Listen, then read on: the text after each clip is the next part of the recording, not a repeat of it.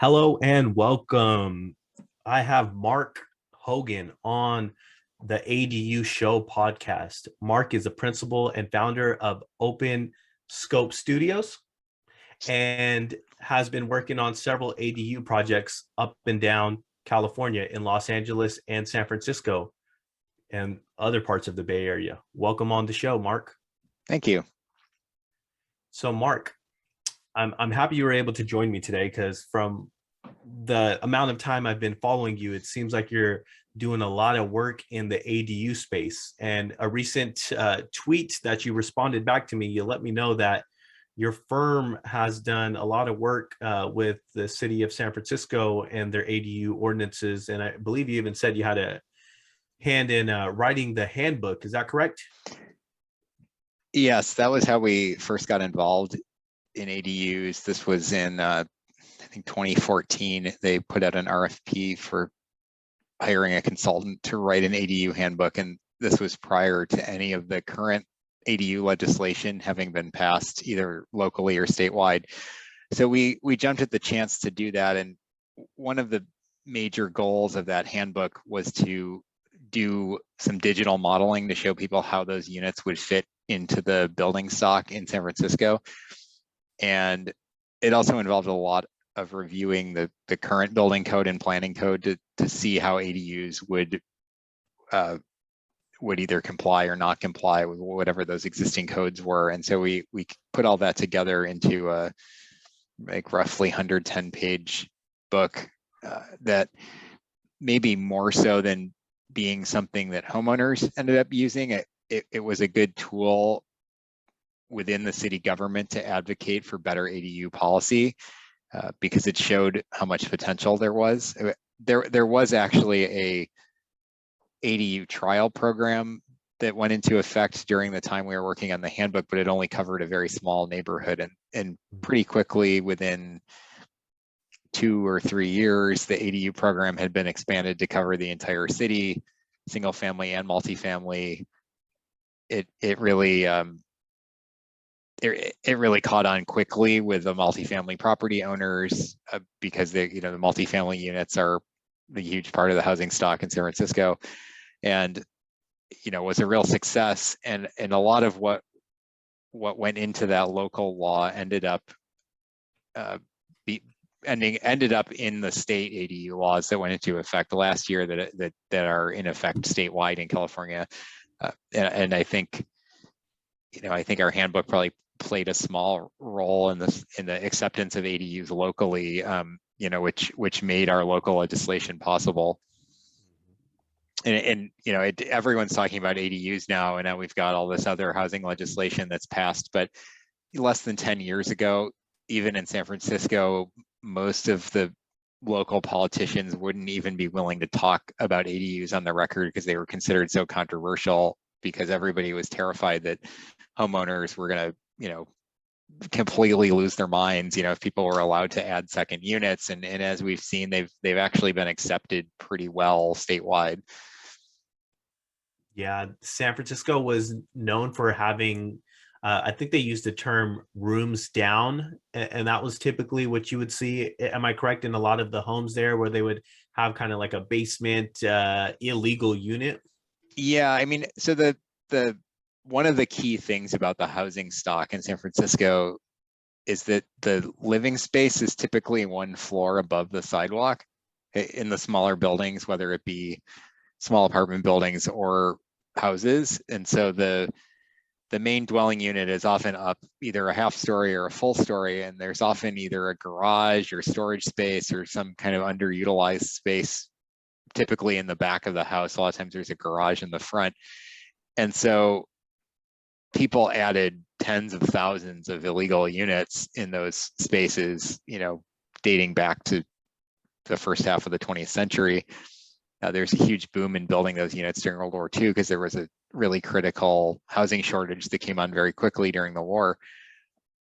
And so that was very, very common, but the city really resisted ever providing a path to legalize them or to build new ones.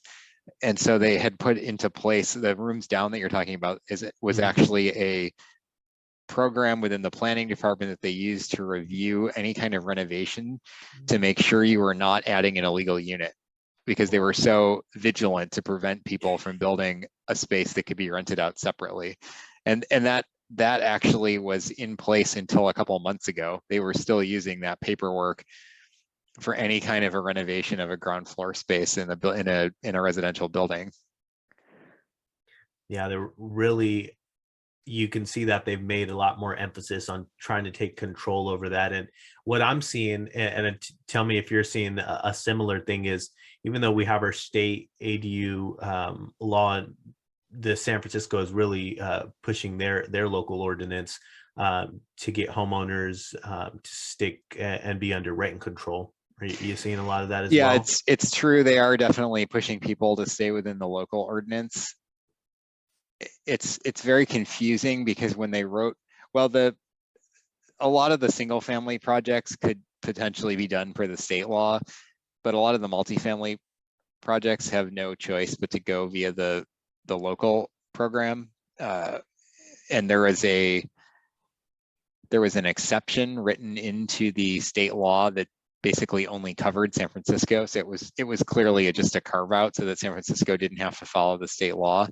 Yeah. That says if you had an ADU program that covered multifamily buildings in place before X date, and X date was like that, San Francisco was the only one that had that, as far as I know. And the carve out was originally designed to extend rent control, but they've basically just used it to completely shut down anything that didn't follow the existing program. And so they're enforcing all the rear yard setbacks, the height limits, everything that was typically in the planning code, aside from the waivers they were offering ADUs, is all still in effect. Yeah, a lot of folks will believe that, hey, all building departments want to do is just confuse you and scare you, so you're intimidated on applying for permits. And you see a lot of that confusion. You read one thing, and then you email or you give a call, and you're getting conflicting information, or someone's trying to put you into a corner to use the local ordinances. So it sounds like you're seeing the same thing. Yeah, I mean, luckily our local ordinance was pretty permissive. There were certainly jurisdictions that were basically just trying to prevent people from building ADUs, full stop, and a lot of that has ended thanks to the 2020 legislation. There were some jurisdictions that were notoriously slapping massive fees per unit, like that made the projects infeasible. And so all of those things are no longer allowed. And there's probably nowhere in the state now where you couldn't successfully permit an ADU. But yeah, a lot of cities are really trying to hold on to some of these local regulations. Yeah, it's clear to me that even though it's a state program, there's so much locality involved in it. Where would you say, Mark, because you're working up and down the coast, correct? Where Yep. are you seeing some of the most I guess friendly cities, jurisdictions where ADUs are being maybe supported or streamlined more? I know. And then I would like to ask you about your opinion on these pre-approved ADU templates. Oh yeah, I'm trying to think of how many jurisdictions we're working in. We're working in a lot of Southern California jurisdictions, so like city of LA, but also Santa Monica, Beverly Hills. Trying to think, West Hollywood, few other suburban jurisdictions where we've just started doing some feasibility studies. We're doing a little bit of work in San Diego right now. We haven't gone all the way through permitting in San Diego, but they have some really great policies in place where they're not even capping the number of units you can do in multifamily. And they have an incentive program in San Diego for single family homes where if you add affordable units, you can add additional ADUs. Wow. So you could potentially add multiple units, but past the first unit, half of the additional ones I think have to be affordable or deed restricted affordable. So that's a really interesting, for a large city, I think that's a really forward looking policy. And San Diego doesn't have a reputation for being really forward thinking on housing, but this is great to see them doing that. And we've had a lot of interactions with staff there that I think were pretty positive. Um, LA is permitting things a lot faster than San Francisco. If I was going to compare those two cities, although there's still a lot of bureaucracy. Basically, any large city in California where you're trying to get an ADU permit, that you're going to run into bureaucracy that often leaves you scratching your head as to why you have to fill out this additional piece of paperwork or route something to some department that you can't figure out why they're reviewing ADU applications. That being said, I think LA's turnaround time on the permits is decent. It's not within the 60-day window, but better than what we're seeing with some of the stuff in San Francisco. We've had good luck in the city of Pacifica, which is a small city near San Francisco. Yeah. There's a lot of suburban jurisdictions that are fairly easy to work in just because they are not dealing with the volume of permits that a large jurisdiction, like LA or San Jose or San Francisco or San Diego is dealing with. So some of the smaller cities also outsource their plan check to a third-party company, which is typically faster than the in-house plan check. So that's for people who are maybe not in one of the large cities, I think that's kind of encouraging. Yeah, it seems like that's like the ideal scenario. Yeah. If they would outsource that, right? It removes a lot of the bureaucracy.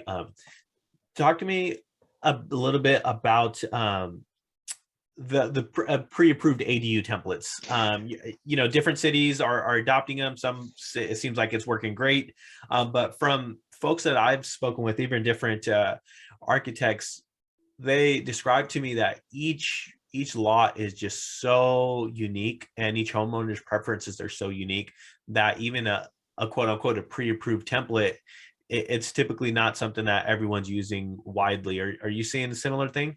Yeah, we did a series of those for a nonprofit in San Mateo County called Heart, and those pre-approved plans are available via Heart, and they're not exactly pre-approved, but they've been pre-reviewed by a list of cities in the jurisdiction so that you could permit them more quickly. Yeah. I will say that they're not always suitable for every lot. I mean, a lot of California is extremely hilly. There's a lot of site-specific conditions that you're dealing with that mean that a cookie cutter template may not actually work in your yard.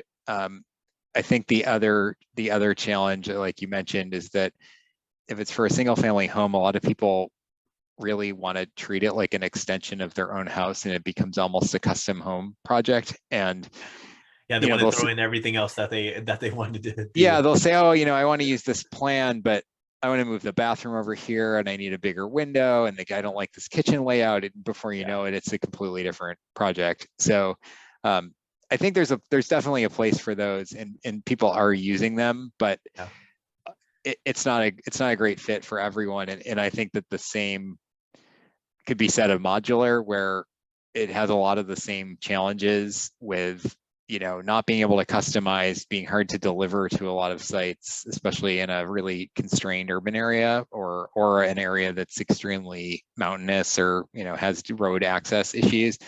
So there is a place for modular as well, but it has to be the right project, and it has to be somebody that's maybe not as dead set on customization, but they really just want something that they can rent out, and maybe get the income, and they're not thinking of it as their own house.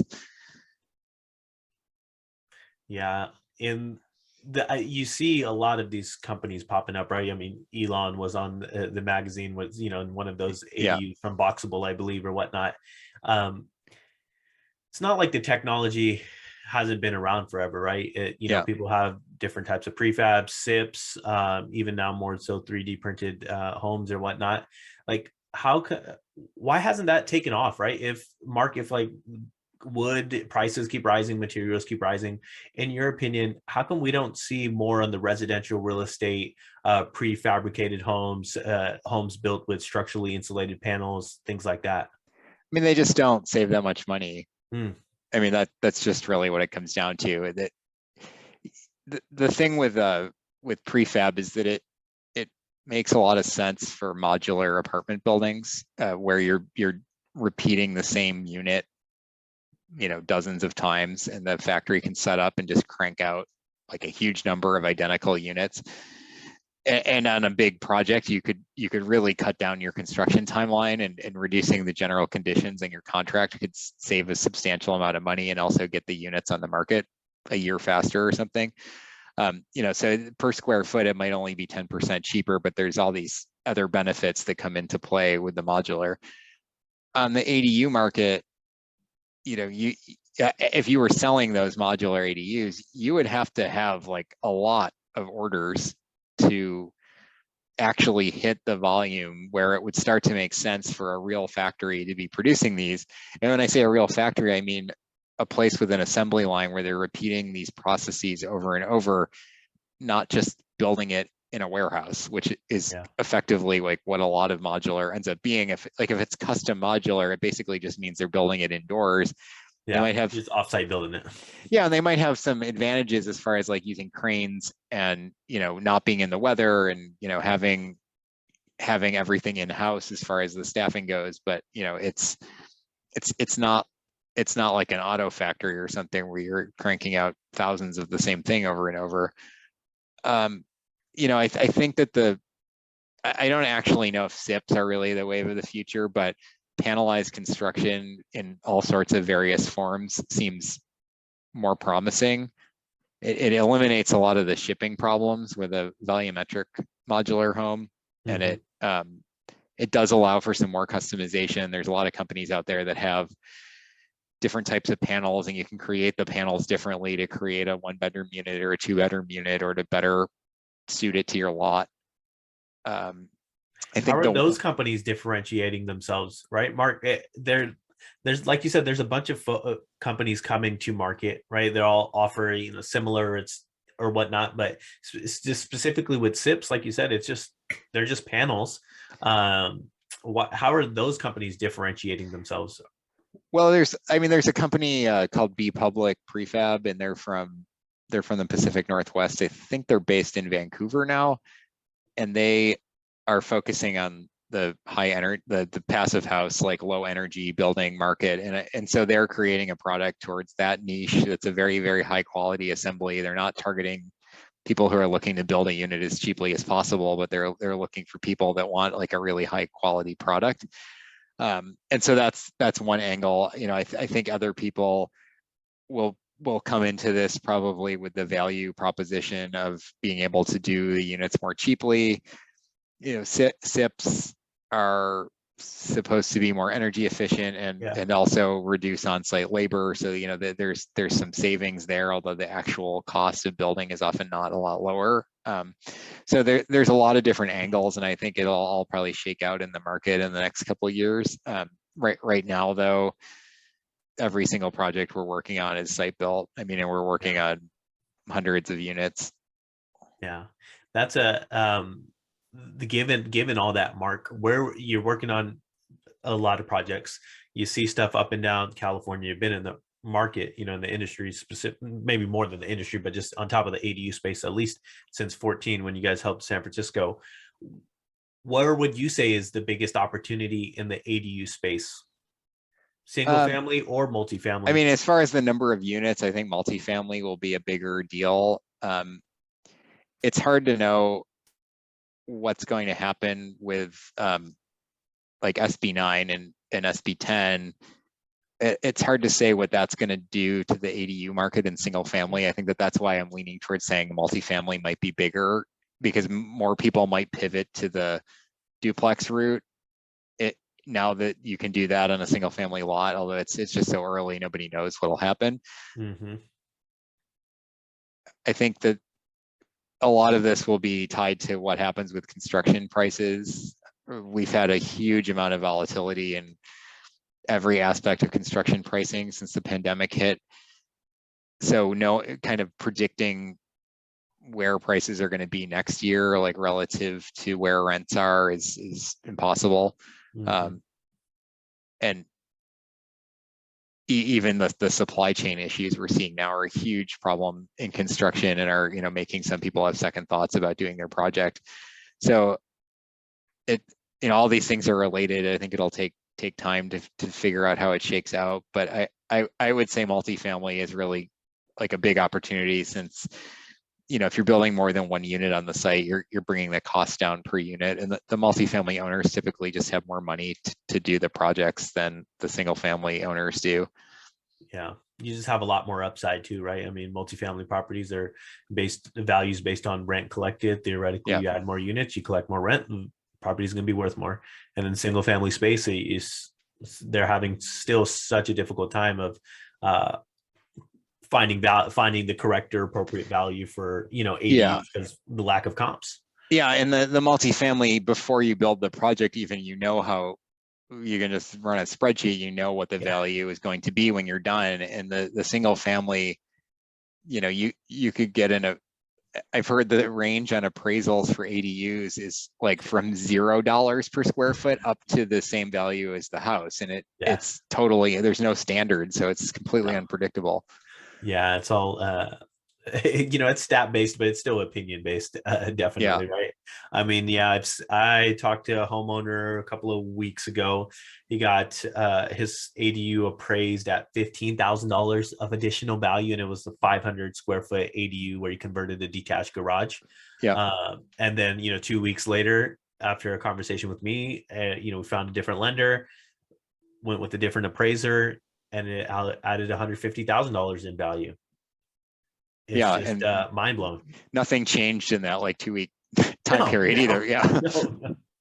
No, but what you said, Mark, and I do really believe this is like one of the biggest hacks, is if you're able to find a property, a single family house that's in an area where you're seeing some duplexes and triplexes, if you add an ADU, you basically try to justify, hey, you have 2 units, so compare this to that other 2 unit. Whether it's just because it's a duplex doesn't mean it's not comparable to a house plus an ADU. And I've seen that have some significant impact. Yeah, I think where it gets harder is if you're in, is it like, say you're in like Malibu or something, and you have a duplex all of a sudden, and there's probably not a lot of duplexes on your street that they're going to look at as comps, and then it's like, well, do we just count it as additional square footage, or what is this thing? I know in San Francisco, it's an interesting question on how it affects property value, and we addressed it in the ADU handbook for San Francisco, but it was a tricky comparison because ADUs weren't really legal. So we were looking at data from the planning department where they were reviewing buildings that effectively had an ADU, even though it wasn't like permitted as an ADU, where it may have been just permitted under zoning as a second unit. But they were specifically buildings that were not built as duplexes, that, where both units were identical. And they were showing at that time that the property value was basically the same. Like, it wasn't hurting the property value to have the second unit, but it wasn't a big enough sample size for it to be scientific. And it was also in a city with like a huge number of rental units, versus like if you're in a suburb where all the apartments are in large apartment buildings, and then you've got single family homes. If all of a sudden you have a duplex, it's a little trickier to say what that's going to be worth.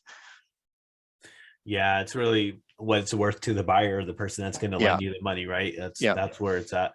In some certain tax records, I've seen some single family houses where one unit or the house next door had an illegal unit, and after some years it was legalized and it reflected the tax records. And I seen in San Francisco, like, the price per square foot value be as much as $1,100 difference. Like, it's nuts, but the same house next door could have the same exact square footage but not reflect that, and have a lot of difficulty getting a comp or value.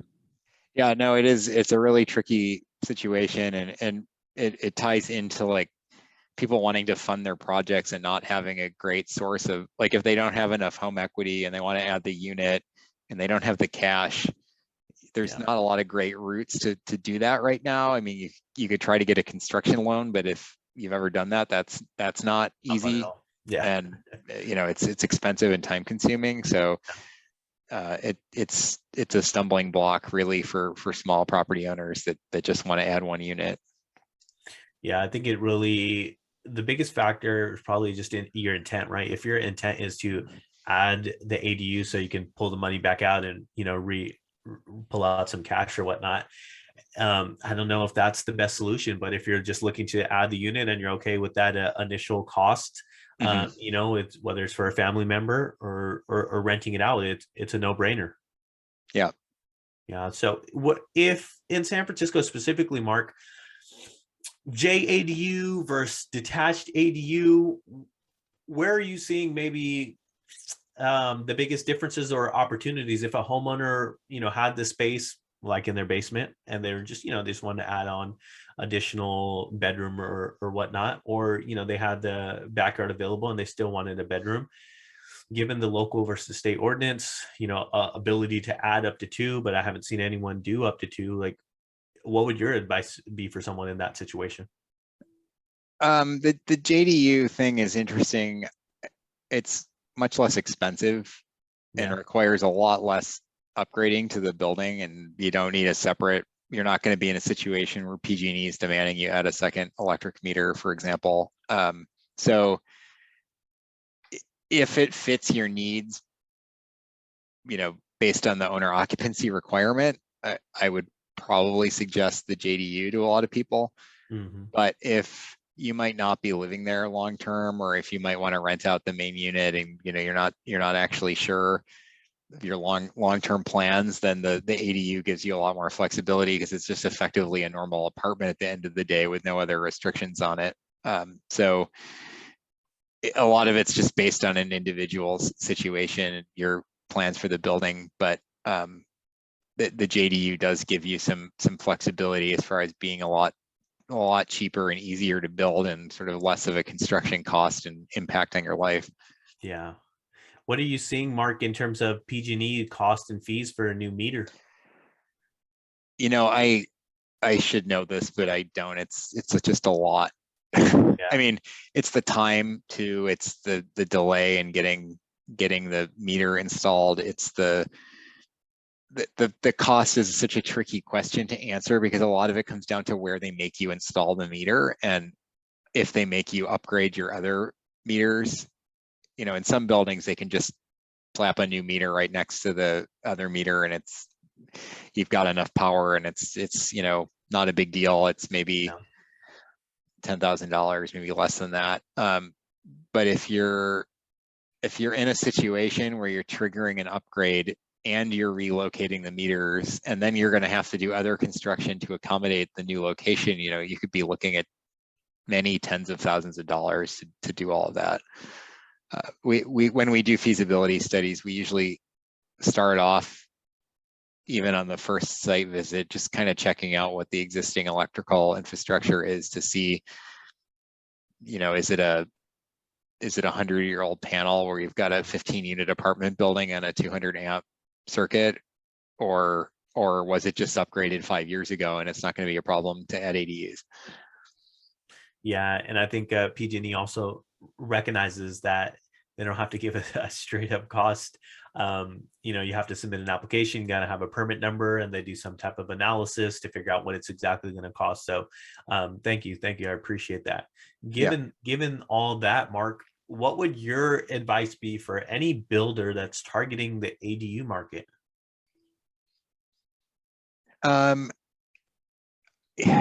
It it probably depends on which ADU market you're looking at. I mean, if you're So you looking could in, say, one, be very cautious of what market you're entering. yeah, be cautious of what market you're entering, and really think about whether you're going to be competing on price or you're going to be competing on quality, whether you're going to go after investment property owners or whether you're think you want to work with single family homeowners, because there's definitely different types of builders out there. So, some of them really just prefer to work with investors and they want to get the project done quickly, and so the person can get it leased, and they're not really interested in sitting around and talking about finishes with somebody for weeks on end. Yeah, yeah. Yeah, or they just want the architect or the designer to hand them everything so that they can just build what's in the plans. there's definitely some builders in this ADU space that are more focused on the very high end single family homeowner who wants something that's kind of looks like an extension of their primary home. And, their primary home might be a $3 million house. And, that becomes something, with custom built-in woodwork and, all kinds of bells and whistles. So, I think you really have to think about what your market is, because it's like building houses, where you could be specializing in, luxury single family homes, or maybe you're just doing bathroom remodels, and you kind of got to figure out what your niche is and not try to do everything. Yeah. And it's good to find out like who, meet some architects that are doing these. Like we definitely Who are the good have, players in the market? Who's actually getting projects built? yeah, and we have contractors we work with all the time, and we know them and have vetted them, so we recommend them for future work, and they'll recommend us to people that they know who might be considering another project. And so for the builders, just kind of doing some of that networking is important, because you'll also learn a lot from people, and you'll hear stories that kind of help you on your future projects, even if you meet the other contractors you might be competing against. On that same note, Mark, what advice would you give a homeowner who's looking to build an ADU, perhaps in San Francisco or the Bay Area? I would probably look specifically at the jurisdiction that you're in and see if there's some local rules that you need to learn about before you start the process. Because, if you're in San Francisco and you hear about what you can do via the state law, you might be in for a surprise if you realize that what you can do in the city is actually a little bit different than what you were expecting. I know I've definitely walked into new projects where the homeowner had a very tight set of expectations for something that was not feasible. I would tell the homeowner that it would be a very good idea to not try to do things too much on the cheap at the beginning, because there's a very good chance it's going to come around and bite them later. We have gone in to try to help salvage a lot of projects where, somebody hired somebody who was completely unqualified, who totally screwed up their building permit, and then they were in a situation where they had paid somebody for like a year and a half of work and had nothing to show for it, and weren't even anywhere close to getting a permit, and desperately needed help to dig their way out. People are, and I'm not just saying this because I think people should be like paying architects more, but like having done the work correctly at the beginning means that then you have a set of drawings you can bid out to more than one contractor if you want. Yeah. The design fee is usually tiny compared to the cost of actually building the thing. So, you could get a very wide, especially in a very high cost market like coastal California, you're probably, you're looking at probably anywhere from $300 to $600 a square foot in construction costs. And, getting a solid set of engineered plans that are buildable is the best way to get decent construction bids. It's if you're in a jurisdiction where you could build something detached behind your house, and you're not modifying a 100-year-old building, and you're not excavating. I mean, it's maybe less critical in that situation. But if you're in like San Francisco, if you're in an older building in LA or Santa Monica, and you're trying to modify your own house, it's definitely a good idea to get professionals involved to do that, and not hire some fly-by-night design build contractor who doesn't have a portfolio. Yeah. What it really sounds is like, study the market, see who's been successful in the market, Yeah. find the people that are doing work in the market, right? Theoretically, those are people that know how to get it done. Yeah. These can be very tricky projects, especially if you're looking at a multifamily building where you're trying to build units and you have people living in the building while you're working. I mean, you want to hire a good contractor who's familiar with working in that context. Yeah, you mentioned two things I want to touch on, Mark. Is one, multifamily a few times, and I think you mentioned I forgot the city's name, but you've done several ADU projects, and you're seeing a lot more activity there in the ADU space than you are seeing in other parts of there. And then the other thing was you mentioned feasibility study a few times. Mhm. You want to talk about maybe what you maybe is that something you're offering or whatnot? Yeah, I mean, we like What's it entail? 95 of our ADU work, and our office does a bunch of other types of, we do commercial TIs and we Sure. do new construction as well. But of the ADU work, 90+% of it is in multifamily buildings. Mhm. I don't actually know how many active projects we have, but we've got dozens just in the city of LA alone. And one of the ways that a lot of those projects started was doing a feasibility study where we get hired and we offer like a fixed fee to go out and look at the building and put together a short report on, like, we're not designing anything for them at that point, but it's like, yeah, you could fit 3 units here. These are going to be the difficult parts. This is a range of what it might cost, and this is kind of our opinion of what you should do next. And a lot of projects start out like that, and help people decide if it's really worth it or not. Sometimes we go out there and it's like, well, yeah, maybe you could put a unit here, but you're going to have to do 2 feet of excavation, and it's going to cost more than it's going to be worth when you're done. And we don't suggest it. So it's a very good low commitment way to see if this is really something you want to do. Yeah, much more common place in commercial or larger buildings or plots of land, not necessarily in the single family space where you're just looking to add an additional unit or convert a space, correct? No, we've actually done a lot of these for Oh, like 1 unit into an existing small building, like whether it's a duplex or a single family home.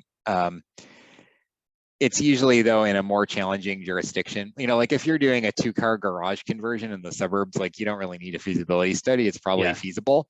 yeah, yeah. But if you have a building that was built in 1890 and it's on a brick foundation and you only have windows on one side because you're built out to the property line, like then yeah, maybe you get the feasibility study before you actually hire somebody, and then maybe you get a reality check where they're like, yeah, you're crazy. You're going to get a tiny studio unit and you're going to pay a fortune. Like, we don't think you should do this. And much people like love hearing that up front before they get too far into a project, and then they can go spend the money doing something else. Yeah. Yeah, no, it's a lot to understand and to take on, especially for someone who's not in the space. And you've been in the space for a long time, Mark. Tell me maybe maybe one of the craziest ADU stories that you've been a part of or even heard of. Um, well, I mean, I find this crazy because it would have been unthinkable 5 years ago. Even we're adding 42 additional units to a project right now, and How many units does it have I now? think there's like 175-ish units on the Wow. site, And you're adding an and additional 42. we're adding 42 additional Wow. units. And so 42 units, uh, ministerial review, couple-month permitting process, no Wow. public process, pretty much just like getting a building permit. And they're all going to be affordable, deed restricted affordable units. So it's just a major win for the community. And it would have been impossible to do that without this state ADU law that went into effect in California in 2020. Building 40 units almost anywhere in California is a pretty serious undertaking, even with all the streamlining and all the other types of housing enabling legislation that have passed. And to just be, I mean, it was a lot of work to put together the drawings and figure out how to make it work, and we had a Sure. whole team of engineers. And it's not a simple project, but to just be able to go in and get a building permit in a couple months and start construction it's been a really great experience, and I hope we see more of that. That's amazing. Not just that, the fact that this building owner is adding significant value. I'm not sure how much his building is worth now, but adding 42 units, I'm sure that's going to have a great impact on there. But they're affordable houses, they're affordable units, and we need the housing. Everybody knows it, so that's awesome.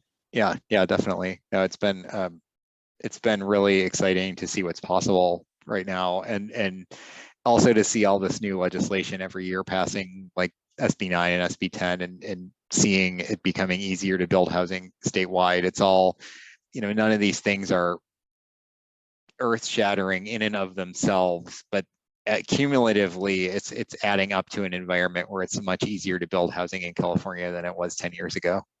Yeah, everyone knows we need that. Yeah. That's awesome, Mark. Well, Mark, if if a listener's that is interested in what you guys do and wants to work with you, what's an ideal client look like for you, and how can they connect with you? An ideal client is somebody who really wants to do their project, and they have a building and they have a budget and they're serious about it, and they want to go through all the phases and just get things going. Somebody who's done the research and is probably listening to a show like this has a little bit more background maybe than the average person. So that is the ideal client. Best way to get in touch with me is by email, and people could reach me at Mark Hogan, MarkHogan at openscopestudio.com. No S at the end, just openscopestudio.com. Yeah, and I'd be happy to answer questions for people, or take a quick phone call and maybe hear a little bit more about what they're interested in doing. Thank you, Mark. That's very wonderful. I know your time is valuable, so I appreciate you making some time for me here today. I have a friend. He has a 13-unit building right across in Oakland, right across the street from Lake Emeryville, and it's about 80% vacant. He's looking to get the whole thing vacant, and he's going to be doing some renovations. So I will definitely be making an introduction to you, and I appreciate, again, your time today. And thanks for coming on the ADU Show podcast. Great. Thank you. Nice meeting you. Talk to you soon. Same to you, Mark. Yep. Bye-bye. Thanks for watching. If you're interested in building an ADU yourself, check out my 5-week ADU course, where I teach you how to build an ADU from start to finish. Click the link in the description to enroll now. See you on the other side.